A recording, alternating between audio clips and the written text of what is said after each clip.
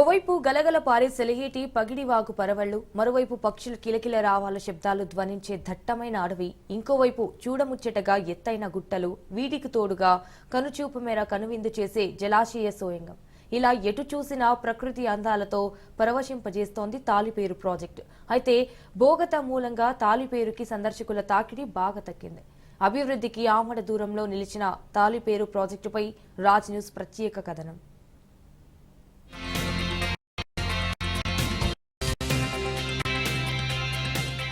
Taliperu project ఏదైతే 1985లో ప్రారంభించినటువంటి ఈ యొక్క ప్రాజెక్టుకు సంబంధించి ఏదైతే ఛత్తీస్గఢ్ ఎగువ ప్రాంతాల్లో ఉన్నటువంటి నీరు కూడా ఈ యొక్క స్టోరేజ్కు సంబంధించి ఈ యొక్క చర్ల మండలంలో ఏర్పాటు చేసినట్లుగా కూడా చూడవచ్చు. ఇక్కడ మొత్తం 72 అడుగులతో అయితే దీని కెపాసిటీ ఉన్నట్లుగా కూడా మనం చూడవచ్చు. అదేవిధంగా 82 అడుగులతోటి దీన్ని నిర్మాణం చేశారు. అదేవిధంగా 9062 మీటర్ల పొడుగుతో అయితే ఈ యొక్క అడుగులతో అయితే ఈ యొక్క ప్రాజెక్ట్ నిర్మాణం చేసినట్లుగా కూడా చూడవచ్చు. అయితే దీనికి సంబంధించి ఇక్కడ ఉన్నటువంటి అనేక అంటే సుమారు 15,000 హెక్టార్ల వరకు కూడా అంటే ఎకరాల వరకు కూడా దీని యొక్క సాగుకు సంబంధించి నీరు ఇక్కడ స్టోర్ అవుతున్నట్లుగా కూడా మనం చూడవచ్చు.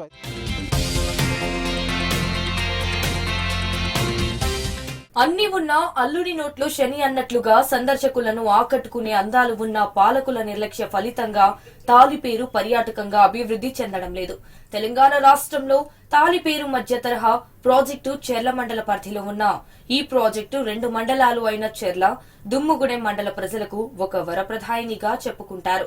ఈ ప్రాజెక్టు కింద సుమారు 26,000 ఎకరాల పంట సస్యశ్యామలమవుతోంది అంటే అతిశయోక్తి కాదు. ఈ ప్రాజెక్టు పూర్తి స్థాయి నీటి మట్టం 74 మీటర్లు ఉంది. ప్రాజెక్టుకు 27 గేట్లు ఉంటాయి. ఎగువ ప్రాంతమైన ఛత్తీస్గఢ్ లో కురిసిన వర్షాలకు ఈ ప్రాజెక్టుకు భారీగా వరద నీరు చేరుతుంది.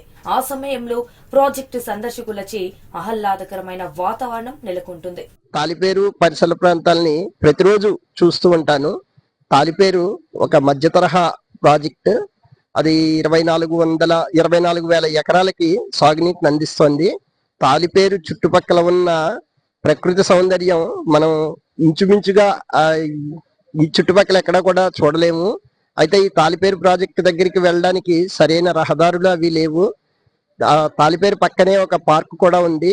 ఇక్కడ ప్రభుత్వం వీటిని గుర్తించి ఒక మంచి పర్యాటక కేంద్రంగా అభివృద్ధి చేస్తే మనం చెప్పుకోదగ్గ పర్యాటక స్థలం చెర్ల మండలంలో ఉన్నట్టుగా అందరూ గుర్తిస్తారు.